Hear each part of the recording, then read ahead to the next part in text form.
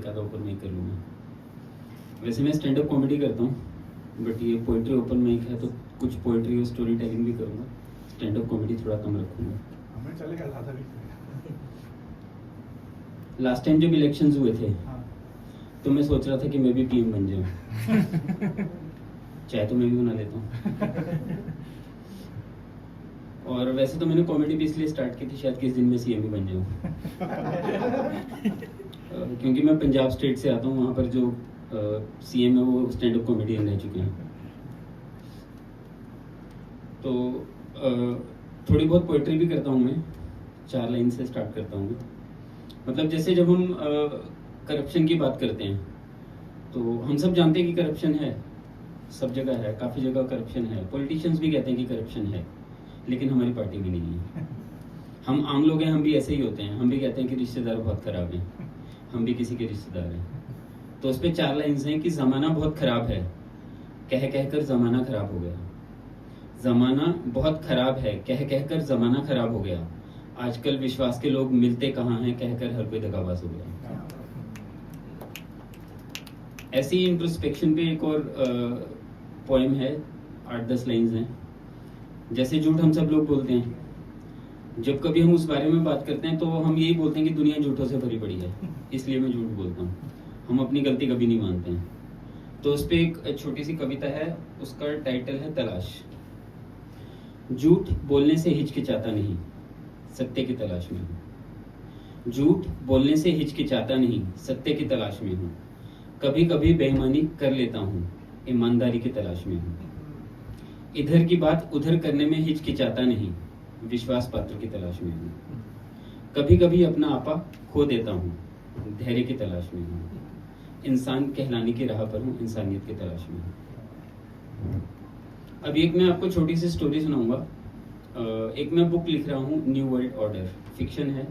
उसका एक छोटा सा पार्ट है, वो मैं आपको सुनाऊंगा। एक बुक मैं ऑलरेडी पब्लिश कर चुका हूँ, उसका टाइटल है कॉमन मैन्स एनलाइटनमेंट। नाम से ही आपको पता चल रहा होगा, बहुत ज्ञान कर रखे हैं मैंने उसमें। कोट्स लिखे होंगे, मोक्ष वोक्ष की बातें की हुई हैं। तो एक दिन मैंने सोचा यार मैं दुनिया को इतना ज्ञान दे रहा हूँ, मुझे भी करना चाहिए कुछ मोक्ष के लिए। तो एक दिन मैंने कठोर तपस्या की, 8 घंटे बेड पे लेट के। तो मेरे सामने भगवान प्रकट हुए, भगवान श्री राम, और पीछे हनुमान जी खड़े हुए थे। पहले तो मैं बड़ा खुश हुआ, मैंने कहा यार भगवान मेरी तपस्या से खुश हो गए। फिर मैंने बड़े ध्यान से देखा, मैंने कहा ये तो अरुण गोविल जी हैं और पीछे दारा सिंह जी खड़े होंगे गदा लेके। मुझे डर तो लगा, मैंने पूछ लिया, मैंने कहा सर आप तो नाटक वाले भगवान हैं। सामने से जवाब मिला, बेटा जैसे भक्त हो वैसे भगवान मिलेंगे। अभी सेकंड बुक पे आते हैं, न्यू वर्ल्ड ऑर्डर। जैसे आजकल हम वेब सीरीज देखते हैं तो उसमें नॉन लीनियर स्टोरी चलती रहती है, ऐसे मैं आपको 3 सीन सुनाऊंगा। पहला सीन जो है वो 8 नवंबर 2072 का है। 8 नवंबर सुन के आपको हंसी आ गई। तो उसमें क्या है कि एक नया संसद बन के तैयार हुआ है, जिसे जो विश्व संसद है, मुझे लगता है कि ग्लोबल कॉन्स्टिट्यूशन होना चाहिए। तो वो नया कॉन्स्टिट्यूशन बनने वाला है, मतलब उस पर जो फर्स्ट प्रेसिडेंट हैं वो इलेक्ट भी हो गए हैं। तो नया जो विश्व संसद बना है वो इजिप्ट में बना है। एक और संसद बन के तैयार हुआ है जिसे धर्म संसद का नाम दिया गया है, जो तिब्बत में है। तो मुझे ऐसा लगता है कि धर्म संसद भी होनी चाहिए, और वहाँ पर जो प्रतिनिधि हैं वो भी जनता के द्वारा चुने हुए हैं।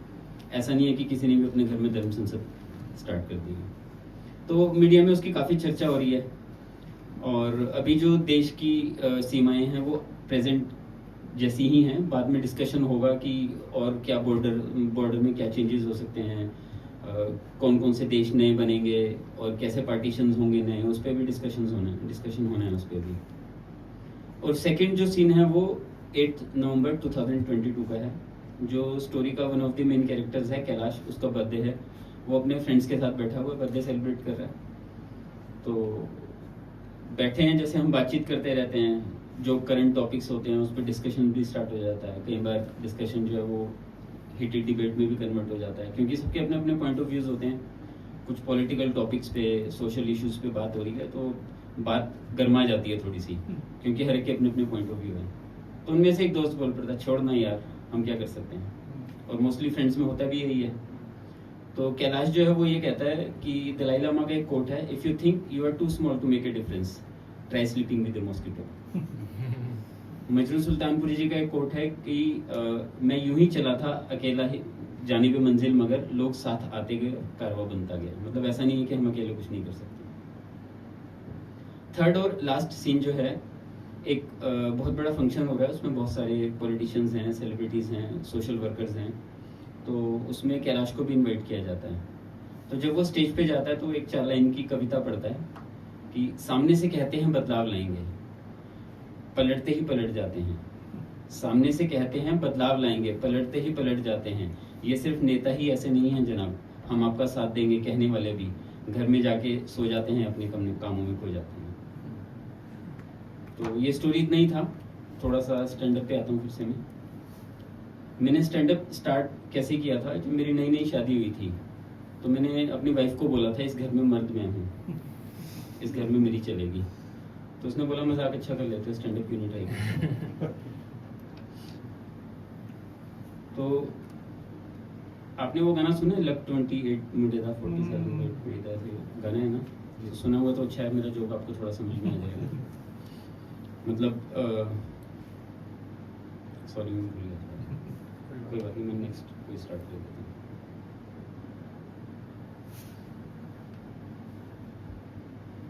जन्माष्टमी हम सब लोग मनाते हैं, तो जो लेडीज़ होती हैं उनको अपने बच्चे को कृष्ण बनाने का बड़ा शौक होता है। मेरा भी बेटा हुआ तो वाइफ ने ऐसे कृष्ण बनाया, मैं तो बड़ा खुश हो रहा था अपने बेटे को कृष्ण रूप में देख के। लेडीज़ को शौक तो होता है अपने बेटे को कृष्ण बनाने का, लेकिन उनको ये ध्यान भी नहीं रहता कि उनके मामा कौन थे। मैं तो खुश हो रहा था, मेरा बेटा मेरे को कृष्ण रूप में नजर आ रहा था और अपना साला जो है कंस रूप में नजर आ रहा था। तो पर वो कहते हैं ना कि बुरे जो कर्म होते हैं उसका फल बुरा मिलता है, जो बुरी सोच होती है उसका फल भी बुरा मिलता है। ये मुझे तब रियलाइज हुआ। मैं सोच के भी खुशी हो रहा था, मेरी बहन ने मेरी भांजे की फोटो भेज दी मुझे कृष्ण बना के।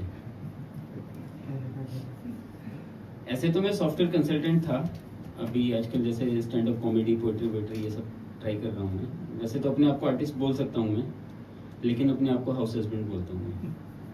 पर मैं ऐसा हाउस हस्बैंड भी नहीं हूँ जो घर के काम करता है। वो औरतें होती हैं ना जैसे किट्टी पार्टी वाली, मैं ओपन माइक वाला हाउस हस्बैंड हूँ।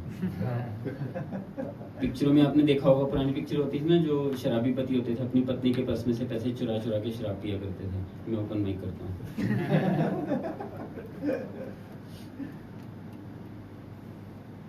ठीक है, okay, thank you so much.